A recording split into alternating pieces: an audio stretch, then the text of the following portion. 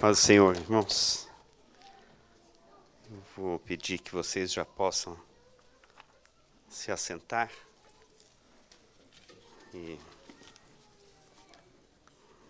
quero agradecer a Deus, em primeiro lugar, pela maravilhosa oportunidade que Deus nos dá, ao nosso pastor Joel, aos nossos pastores também que nos ajudam, nos esclarecem e especialmente nos ensinam, né? Todas as dúvidas que a gente tem quando a gente vai ministrar ou escrever alguma coisa, eu sempre costumo consultar aqueles que nós sabemos que Deus confiou um pouco mais de sabedoria, né, e de revelação. Aprendi isso com meu pai. Sempre depois do culto nós chegávamos em casa e sentávamos e íamos falar sobre as coisas que aconteceram no culto, que foi falado, a palavra, etc. Isso desde talvez 7, 8 anos que eu tinha. E a força, a sabedoria e a raiz que nós adquirimos foi através daqueles momentos. Passamos por adversidades durante a nossa vida, mas tudo aquilo que foi falado e ensinado naqueles momentos persistiu no nosso coração. A palavra de Deus diz que ensina a criança no caminho que deve andar e quando for bem velhinho, você não vai se esquecer dela, né? Em Mateus 28 e 20, está escrito assim, o boletim de vocês aí, tem um versículo muito lindo.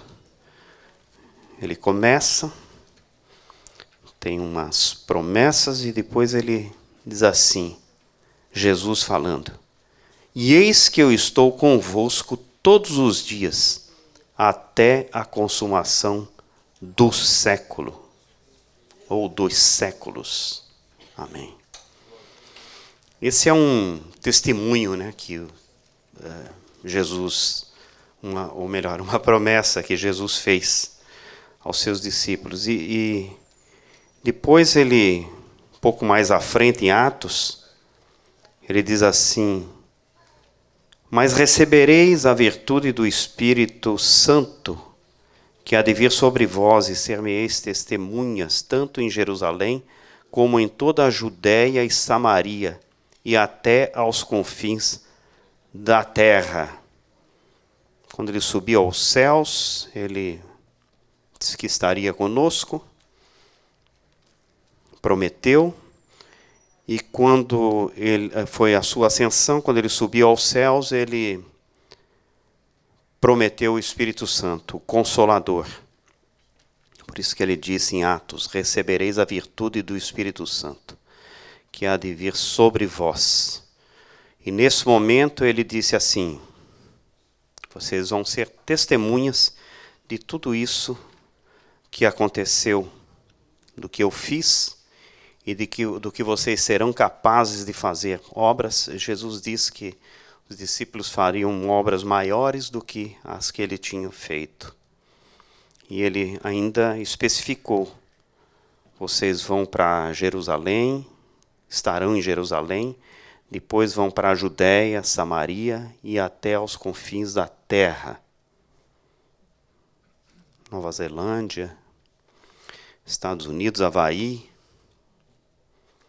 todos esses países, graças a Deus o Evangelho tem sido pregado, porque a promessa, a segunda promessa de Jesus, ela não caiu por terra. Nós estamos vivendo em uma era de transformações rápidas e profundas, tanto na sociedade quanto na esfera da fé. O pastor Will, quando ministrou assunto para nós. Ele disse que as gerações antigamente, ou algum tempo atrás, eram de 40 e 40 anos. A gente até discutiu isso em teologia várias vezes. É 40 ou é 30? E ficava naquela, né? E hoje a gente fala em 10 ou 5 anos. Se você pensar em telefonia celular, é menos do que isso. Se pensar em carro, talvez 2, 3 anos. E assim por diante. Está diminuindo a geração. E as pessoas também estão aprendendo mais cedo. Demorávamos para aprender. 12, 13 anos ainda éramos crianças brincando na rua. Hoje, 12, 13 anos já tem menino prodígio por aí, né? Tocando instrumentos e já mexendo na área tecnológica, né?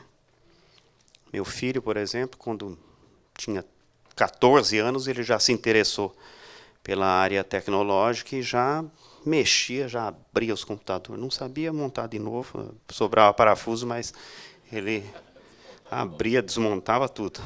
Um dia ele desmontou o carro dele lá e eu tive que ir lá ajudar. A tecnologia avança a passos largos, trazendo consigo novas formas de conectividade e mobilidade. A urbanização e a teoria de uma mudança climática, essa conversa, né, do verde, etc., desafiam todas as nossas estruturas sociais. A densidade demográfica crescente, por exemplo, que a gente poderia entender como uma estrutura social, porque vai aumentando o número de gente e o número de pensamentos diferentes e o número de condições diferentes das pessoas, etc., né? E comportamentos, especialmente. É importante lembrar que tanto a teologia quanto a ciência são maneiras de observar o mundo criado por Deus e as palavras ditas por Deus. A teologia é o estudo do texto bíblico, mas é importante observar que a teologia e a ciência, quer dizer, as descobertas do homem, as invenções, caminham juntas. E é interessante que a ciência, ela sempre corrobora, ela sempre confirma a Bíblia. Né? A gente, de vez em quando, aqui descobre umas coisas aqui, né, pastor Alcir, e conta tal coisa, descobriram isso aqui, aí tem um versículo que a gente vai lá e vê a referência e vê que realmente há comprovação. Mesmo alguém que não estudou nada de teologia, mas tem acesso à palavra de Deus, vai conhecer Jesus do mesmo jeito que uma pessoa que conhece tudo sobre teologia. A prova está em Romanos 1:20. Porque os atributos invisíveis de Deus, assim o seu eterno amor, como também a sua própria divindade, claramente se reconhecem desde o princípio do mundo, sendo percebidos por meio das coisas que foram criadas. Tais homens são, por isso, indesculpáveis. Ou, ninguém é indesculpável. No dia que estiverem diante de Deus, mas eu não ouvi falar, mas a natureza falou de mim para você. Você não prestou atenção. Onde estávamos? Uma recapitulação olhando adiante. Olha que interessante, né? Eu achei um jogo de palavras bonito aqui do pastor Will, né? Recapitulação olhando adiante. No momento crucial da nossa jornada espiritual e estudo bíblico, é vital fazer uma pausa e perguntar onde estamos. Até agora, nós exploramos temas profundos, os irmãos que estiveram conosco, falando sobre revelação da igreja, mistério do Antigo Testamento, de Deus no Antigo Testamento, corpo místico de Cristo, que foi o último. Cada um desses tópicos nos ofereceu uma visão única da eterna verdade de Deus e de como ele se revela ao seu povo. Nos estudos, à medida que eles foram sendo ministrados, eles foram construindo essa ideia de como Deus se revela ao seu povo e como a igreja vai sendo constituída. Esse eu acho que é o último estudo, né, dessa série, eu não me lembro. Cada um desses estudos promove uma peça da engrenagem. Isaías 53 fala sobre o martírio do Senhor Jesus Cristo e quando ele fala sobre as suas pisaduras. Pelas suas pisaduras nós fomos sarados. Mais adiante, no capítulo 54, Isaías dá uma visão profética daquilo que vai além do tempo e do espaço. Ele fala de uma promessa de expansão e proteção, que, embora originalmente dirigida a Israel, encontra o seu cumprimento mais completo na Igreja de Cristo. Percebe-se isso, não é verdade? Tudo que ele vai falando ali parece que é para uma pessoa, para uma geração, para uma nação, mas a gente entende depois que é para a igreja de Cristo. Por quê? Em Isaías 54, 17, diz assim: nenhuma arma forjada contra ti prosperará, e toda língua que se levantar contra ti em juízo, tu a condenarás. A gente entende isso como se fosse uma primeira promessa. Depois, essa promessa tem um eco profético naquilo que Jesus vai falar lá em Mateus. As portas do inferno não prevalecerão contra ela. Ela quem? A igreja. Esse é o complemento, então, da promessa, daquilo que foi falado lá em Isaías, né? Entendemos assim. O que Isaías entendeu em sua época foi mais plenamente revelado por Jesus, como da mesma forma o que Deus nos fala hoje só será completamente compreendido amanhã. As coisas vão sendo reveladas paulatinamente. Estamos em um contínuo processo de revelação e compreensão, onde Deus nos fala em termos que muitas vezes só fazem sentido completo à medida que nós avançamos na jornada com Ele. É importante que nós sejamos conscientes de que a gente tem que ser persistente nas coisas de Deus. Se você para de estudar a Bíblia, de ler, de orar, você vai diminuindo, né, a sua condição de cristão. É como uma pessoa que anda de bicicleta bastante e tal, e para por anos, né? Quando ela vai pegar de novo, ela dá toma uns tombos e machuca o joelho. Depois vem mancando. Hoje nós entendemos o que nossos pais nos ensinaram, ou por que eles tratavam esse assunto dessa ou daquela maneira. Hoje nós estamos colocando as estacas, colocando marcos, estacas, cercas, que amanhã vão servir de alicerce e limite para os nossos filhos, netos, etc. e tal, bisnetos, né? Até também. E para a igreja. Não deixam eles, isso não vai deixar eles saírem fora desse contexto. E nem deixar o inimigo entrar. Porque aí o inimigo, quando chega, tem uma plaquinha assim, private property, né? Ele não entra. Em nome de Jesus. Portanto, o processo e as nossas ações têm que ser baseadas na palavra de Deus e endossado pelo Santo Espírito de Deus. Então, enquanto nós olhamos para o futuro, é crucial lembrar que estamos em um caminho divinamente orquestrado. O que Deus revelou ontem prepara o terreno para o que Ele vai revelar amanhã. O estado atual da igreja e o seu futuro. Outro tópico que nós temos no nosso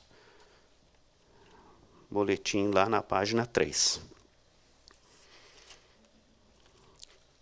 Após 2 milênios de existência da igreja, marcados por desafios e vitórias, em um século XX de renovação espiritual em meio a crises globais, etc., né? Todo mundo sabe tudo o que aconteceu durante o século XX. O século XXI se apresenta com uma sensação, parece que, de estabilidade aparente na igreja.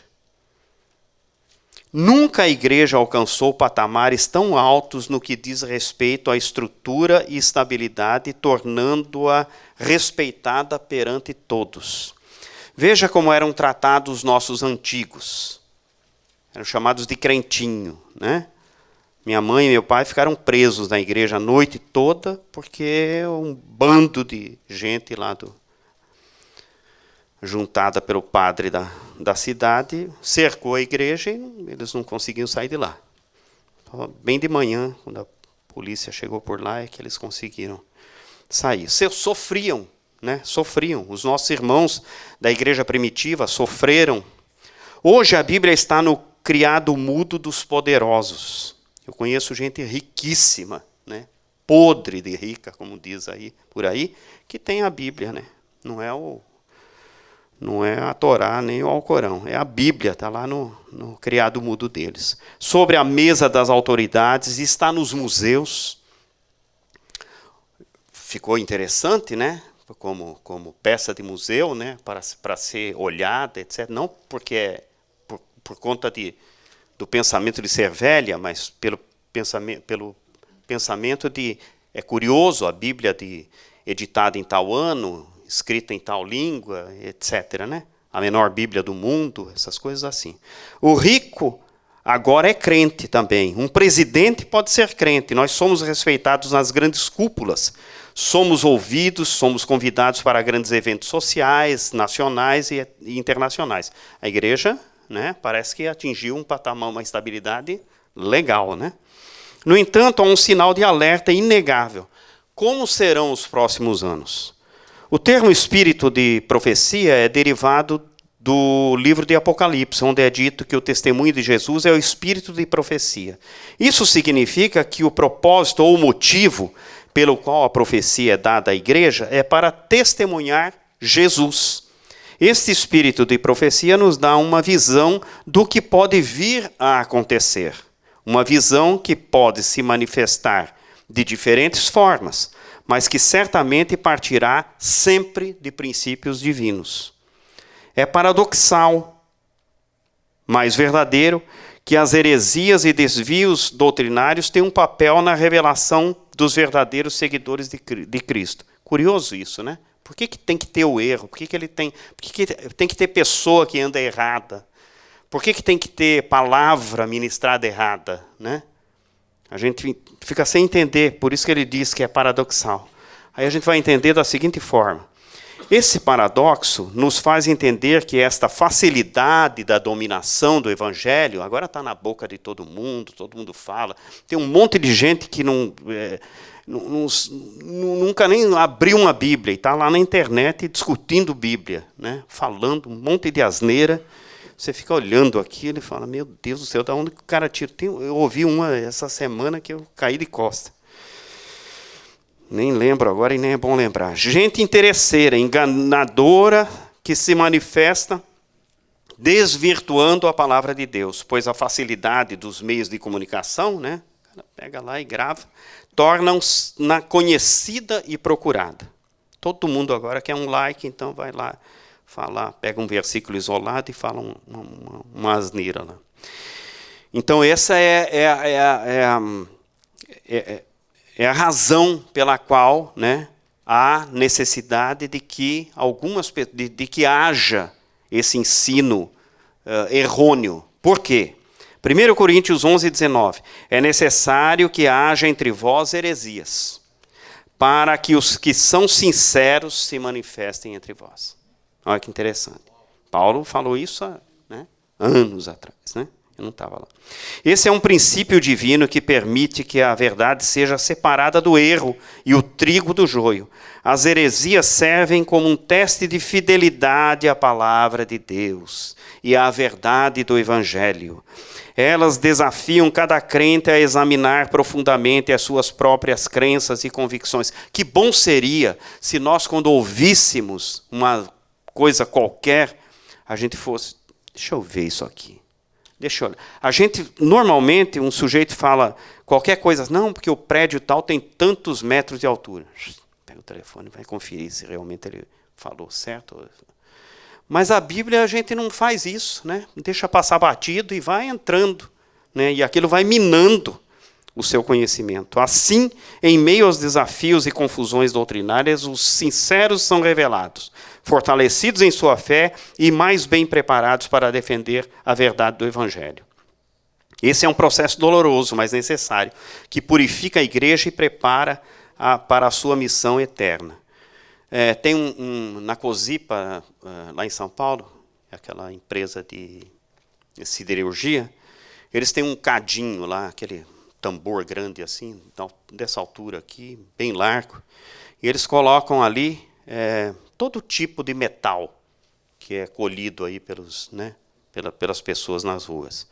E eles colocam aquilo no fundo e depois eles colocam um metal bom por cima. Eles colocam aquele ruim embaixo, que é para quando o fogo começar a pegar naquele cadinho, né, naquele tambor, não destrua o fundo. Então, aquele metal ruim que está embaixo é meio que proteção. O que acontece? À medida que vai cozinhando aquilo, todo o material ruim vem subindo, vem à tona. Quando chega em cima, tem uma pá que vem e raspa, passa por cima assim, e tira aquilo tudo. Fica só aquele metal derretido vermelho. E aí aquilo vai correndo lá por um trilho, tal, chega num determinado lugar, ele é derramado naqueles veios e faz aqueles vergalhões, né, que chama de vergalhões, né? Esse metal derretido, o bom e o ruim, a escória vem à tona e é separado para ser jogado fora. Agora, vocês entenderam, né? A gente tem que... recebe tudo, bota tudo ali dentro, né? O que não presta, ó, passa a pazinha, joga fora e fica só com a coisa boa. Tendências tecnológicas futuras e as suas problemáticas. Ainda é problema, né? Como dizia o pastor Will pregando, ele falou, ainda estamos falando de caos, né? Ainda, tudo isso aqui ainda é problema, ainda não chegou lá na parte da solução, né? Eu acredito assim, tem gente, né, que fala, essa é a tendência, né? Você já percebeu como as pessoas estão personalizando as doutrinas bíblicas para se encaixarem em suas próprias experiências e visões de mundo? Isso é preocupante porque a verdade bíblica é absoluta e não é relativa. Quando começamos a adaptar as doutrinas para se ajustarem às nossas experiências pessoais, nós corremos um risco grande de cair em engano e apostasia. Eles vão deformando assim o uso das coisas, etc. Pensa na bailarina, assim, né? Ela andando na ponta do pé. E vai andando e ela machuca o pé, ela machuca a ponta do pé. E eu fico pensando assim, mas Deus não fez a planta do pé, que é você apoiar tudo no chão e andar, né, mais tranquilamente? Por que existe, né, esse sistema de elas dançarem assim? Você arrebenta o dedão, fere todinho ele, parece que vai voar, mas não sai do chão. Pastor e crente é tudo a mesma coisa. É outra tendência. Já notou como as linhas entre os obreiros e o rebanho estão se tornando cada vez mais borradas? Essa tendência de reestruturar os modelos sacerdotais pode ser muito perigosa. A Bíblia nos dá um modelo claro da liderança servil e desviar-se disso pode levar a problemas sérios dentro da igreja. As instruções de Pedro foi muito clara aos pastores. Ele disse assim, pastoreiem o rebanho que está aos seus cuidados. Olhem por ele não por obrigação, mas de livre vontade como Deus quer. Não façam isso por ganância. Não hajam como dominadores dos que lhes foram confiados, mas como exemplo para o rebanho. Quando se manifestar o Supremo Pastor, vocês vão receber a imperecível coroa de glória. Promessa aqui, para aquele que cuida do rebanho. Significa que tem alguém cuidando do rebanho. Se tem alguém cuidando, é porque tem alguém que é cuidado. Esse cuidado, obviamente, não vai exercer o papel daquele que está cuidando. Ele está numa posição, eu diria, inferior, né? A gente não gosta de usar essa palavra, mas diferente. Eles pegam a manteiga, né, e passa do lado de fora do pão, né? Muitos no Brasil começaram com uma história de fulano me representa, etc., né? Como se a pessoa que está hierarquicamente acima dele, o deputado, né, o presidente do país, você me representa. Como se aquela pessoa fosse inferior. Quando alguém vai em alguma congregação a pedido do pastor, do nosso pastor Joel, ele vai lá representar o pastor. Logo, nós estamos em posição de comandados e não de comandantes. Mesmo que eu esteja lá, eu ainda sou comandado. Então, eu não posso dizer que aquela pessoa que está numa posição acima de mim, como os nossos governantes,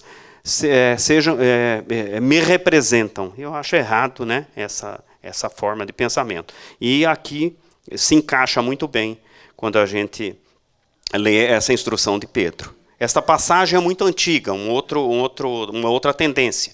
Há movimentos que estão questionando a relevância de certas passagens bíblicas, argumentando que elas são antiquadas, parecem ser, e precisam ser reinterpretadas à luz da cultura moderna. Isso é perigoso porque pode levar à confusão e ao erro. A palavra de Deus é eterna e não deve ser alterada para se adequar a nenhum capricho cultural. 2 Pedro 1, 20 a 21. Vocês não têm aí, mas eu escrevi aqui. Que nenhuma profecia da Escritura é de particular interpretação. Ponto. Porque a profecia nunca foi produzida por vontade de homem algum, mas os homens santos de Deus falaram inspirados pelo Espírito Santo. Como é que uma pessoa pode dizer essa passagem é muito antiga? Essa passagem bíblica precisa ser reinterpretada, porque ela é muito antiga. Se a própria Bíblia diz que elas foram escritas por homens inspirados pelo Santo Espírito. A sociedade e seus anseios. Um caminho perigoso. De novo, ainda coisa ruim, né, que acontece, né? Conectividade e convergência.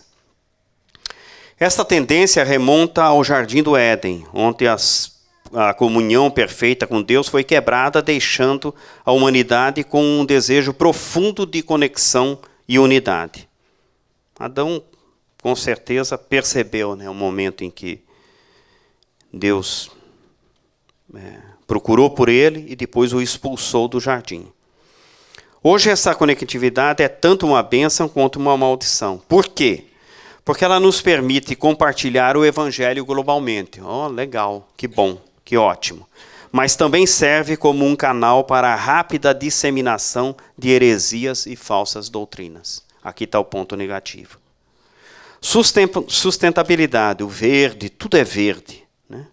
A preocupação com o meio ambiente é uma tendência que pode desviar o nosso foco do Criador para a criação. Embora a Bíblia nos chame para sermos mordomos da terra, o nosso foco principal deve ser a adoração e obediência a Deus. Tem lá no Egito algumas pirâmides lá. E dentro dessas pirâmides tinham os túmulos dos faraós, etc. E as estátuas das divindades deles, né? Porque os egípcios adoravam a muitos deuses. Existe até hoje, porque elas foram construídas sobre uma formação rochosa. Até existe uma curiosidade, por que duas são grandes e uma é bem pequenininha, né? Porque foi a última a ser construída e ela... Quando foram fazer a verificação do terreno, o terreno que sobrou, que era rochoso, era bem pequenininho. Então, só deu para construir ela pequenininha. Tem outros pensamentos que é porque era a decadência já da dinastia, então eles já não tinham muito dinheiro, etc. Mas quando os arqueólogos entram lá dentro, quando os arqueólogos entram na pirâmide, eles percebem que o acabamento, a fineza do acabamento, etc. e tal, é tudo de primeira. Então, com certeza, não era, né, a questão do dinheiro, né? Eram feitos para os faraós e as suas divindades. Eles tinham uma forma de triângulo, que é uma forma perfeita e equilibrada da geometria. Por que eu falei isso? Porque a nossa adoração é dirigida somente a Deus. Todos esses impérios, onde tudo isso aconteceu, nessa grandiosidade toda, caíram. A igreja permanece de pé. A nossa solidez está baseada num triângulo também. Deus, Jesus e Espírito Santo. Urbanização. Pastor Will escreveu aqui, 3 horas para andar 3 milhas. O trânsito na cidade se tornou infernal, né? O rápido crescimento das cidades e a secularização que muitas vezes o acompanha podem levar a uma forma de cristianismo mais cultural do que aquele convicto. Isso pode diluir ou até mesmo fazer esquecer as nossas raízes cristãs tradicionais. Eles não querem construir um poço. O poço é profundo, dá água, alimenta, ninguém vê, né? Eles querem construir o quê? Uma torre.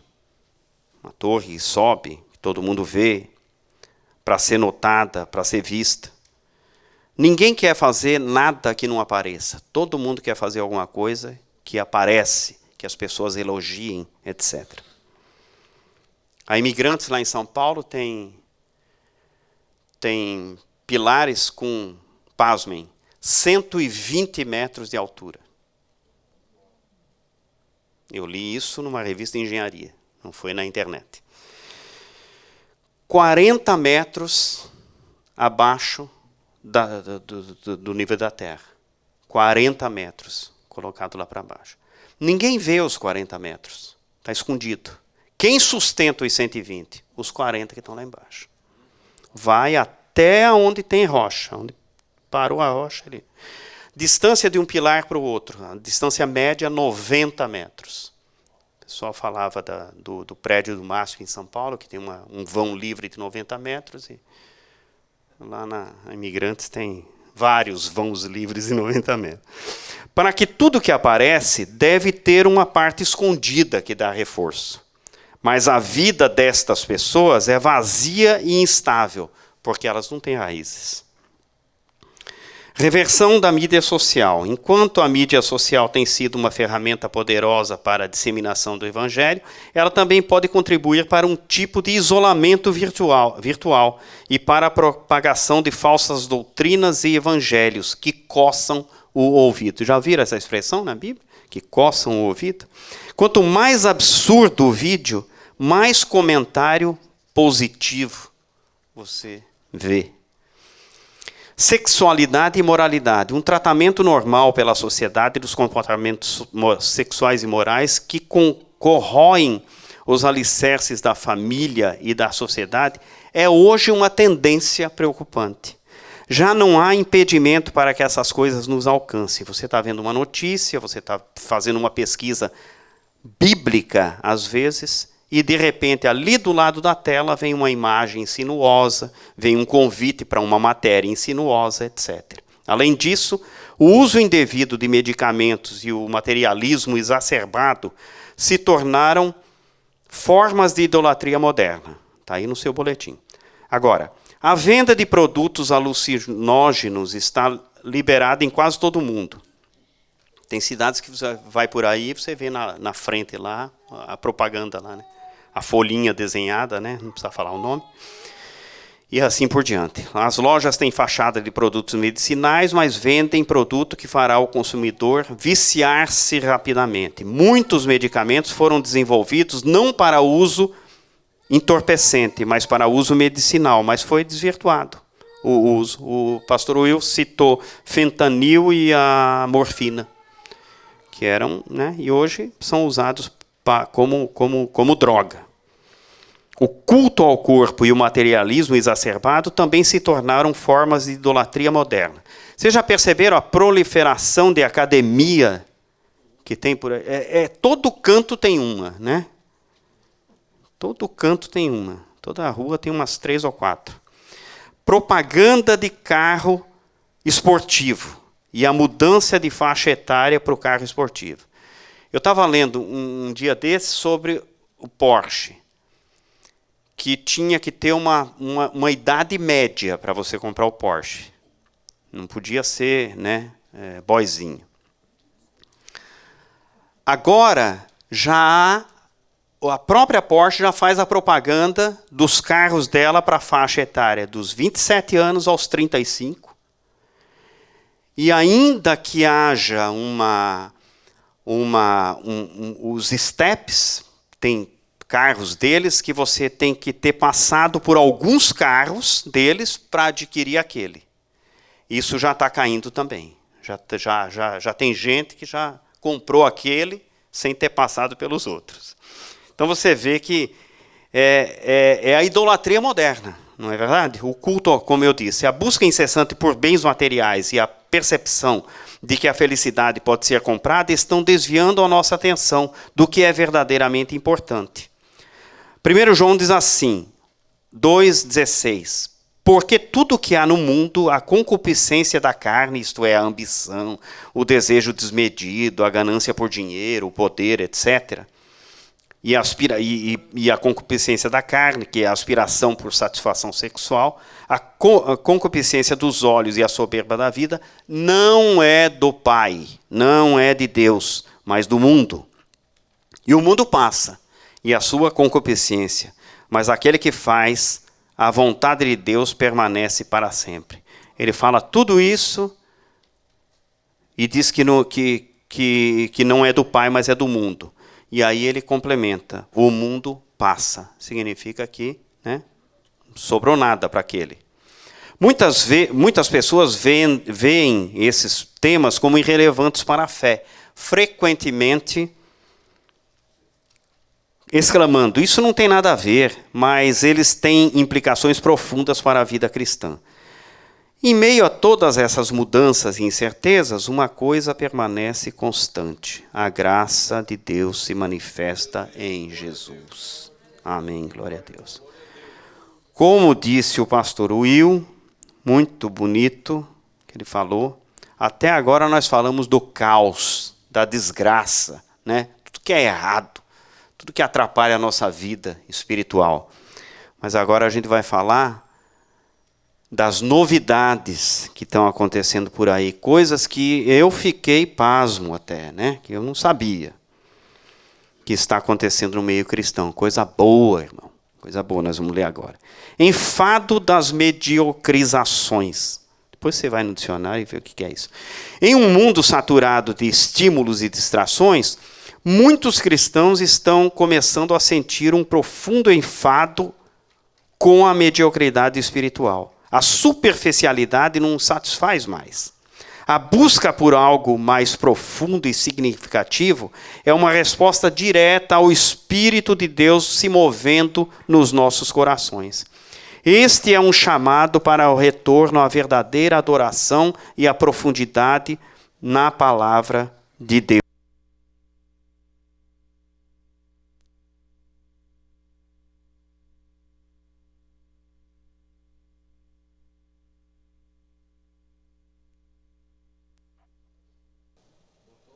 Voltou? Voltou. Ah, interessante. O caos pode ser revertido com o devido esforço na reconstrução. Cidades inteiras foram reconstruídas e não se acha vestígio da sua destruição. Você conhece alguma cidade que foi totalmente destruída? São Francisco, por exemplo, né? 1906, por aquele incêndio. Depois, Lisboa foi completamente destruída em 1755, terremoto. Depois Guernica, na Espanha. Depois Varsóvia. Um comitê usou mapas e fotos antigas e eles mantiveram a arquitetura e a estrutura originais da cidade de Varsóvia. Hoje ela é patrimônio mundial da Unesco. Eles refizeram a cidade todinha do jeitinho que ela estava, com todo o detalhe, as firulas, tudo na construção, etc.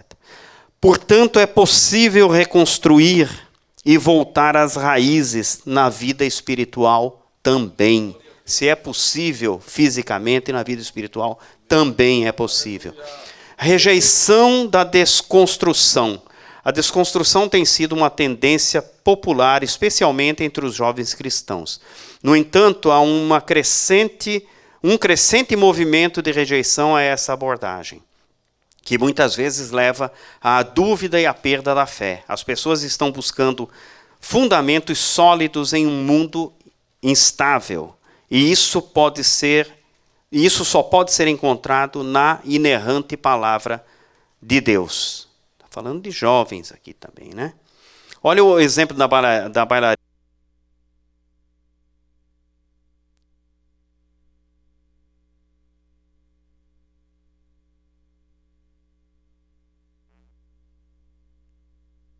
De andar é com a planta do pé no chão, porque isso traz conforto ao andar e não causa dor.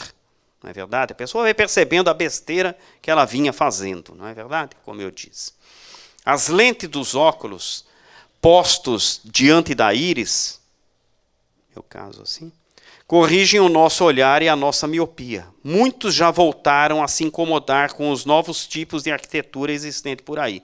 Prédio torto, casa deformada, tudo isso soa estranho ao ser humano porque ele foi criado com o princípio do equilíbrio formal e estético, não é verdade? Cientificamente a gente explica isso, mas agora não dá tempo de falar.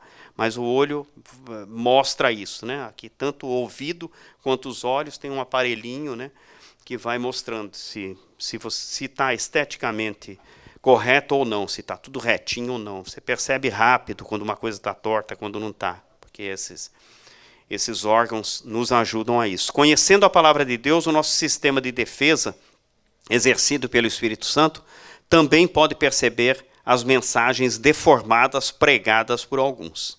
clamor por uma conexão mais profunda. As pessoas vão percebendo que o louvor começa aos pouquinhos, vai mexendo com a emoção, e depois ele invade a alma e traz a paz. Vocês que são do louvor. Parece às vezes que no começo não vai dar nada, mas ele transforma. Que contribuir financeiramente traz alívio. Eu digo, não dá nada assim à pessoa, né? Parece que não vai fazer efeito na vida das pessoas, né? Mas vai cantando para você ver se daqui a pouco não está chorando, né? Que contribuir financeiramente traz alívio ao coração quando você vê a desgraça do outro. Graças a Deus que eu, de alguma forma, ajudei aquela pessoa. Indiretamente, mas ajudei. Então, você traz um certo alívio quando você contribui. Os milagres que os nossos pais faziam, coisas maiores vocês farão, Jesus disse, podem ser executados se nós tivermos fé.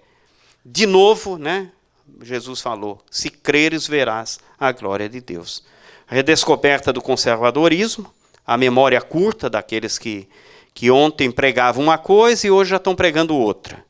O sujeito pregava, me ensinava, 40 anos atrás me ensinava, eu ia lá no seminário dele, aprendia, falava, que coisa maravilhosa, que revelação. E hoje o sujeito está assim, com uma barba desse tamanho e falando um monte de coisa aqui. Eu falo, meu Deus do céu, onde é que ele foi buscar isso? Deve ter sido lá na Sri Lanka. Porquanto tudo que dantes foi escrito para nosso ensino foi escrito, para que pela constância e pela consolação provenientes das Escrituras, nós tenhamos esperança. Avivamento pela palavra, estamos acabando. Meu tempo já foi. Há um movimento crescente de avivamento centrado na palavra de Deus. Esse avivamento é alimentado por um retorno à pregação expositiva e ao estudo profundo das Escrituras. A gente consegue perceber, não é? Quando as pessoas aí fora comentam, eu gosto da sua igreja, eu gosto, eu sempre assisto os vídeos. Que palavra boa, né? Nossa, as pessoas lá têm um conhecimento bíblico. Revelação, irmãos. Né? Os irmãos têm isso. Os nossos pastores têm isso. Os ensinos aqui são sadios. Devemos aprender com Jesus, pois ele falava com autoridade. Ele tinha conhecimento e interesse em aprender a palavra. Com 12 anos ele estava lá no meio dos doutores. Ainda menino ele estava no meio dos doutores ensinando e aprendendo. Depois tem a busca pelo batismo com o Espírito Santo, que vocês sabem que voltou essa vontade, né? Inclusive dos nossos jovens. E a aspiração pela volta de Jesus. Não acabou, irmãos. Tem muito crente confiando que Jesus vai voltar, embora muita gente tenha dito que está falando que não.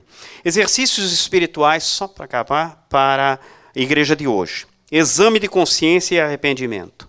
Vida devocional, aumentar, né, gradativamente. Engajamento comunitário e evangelismo. Isso aqui eu preciso ler. Isso não apenas fortalece a nossa fé, mas também nos prepara para ser uma igreja que Deus pode usar de maneira poderosa. Cuidado uns com os outros.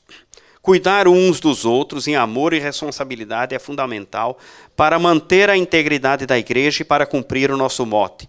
Qual é? Adorar, evangelizar, discipular, cuidar, a responsabilidade é minha. Ao adotar esses exercícios espirituais, não apenas nós fortalecemos a nossa fé, mas também nós nos preparamos para ser uma igreja que Deus pode usar de maneira poderosa para um tempo como este. Não devemos esmorecer. Chaplin disse uma certa vez assim, persistência é o caminho do êxito. A persistência é o caminho do êxito. Você vai fazendo, chega uma hora que você vai ficar bom naquilo que você está fazendo. Evangelizar é a mesma coisa. É tempo de renovo e a oportunidade está diante de nós. Vamos agarrá-la em nome de Jesus. Amém. Eu agradeço a oportunidade em nome de Jesus.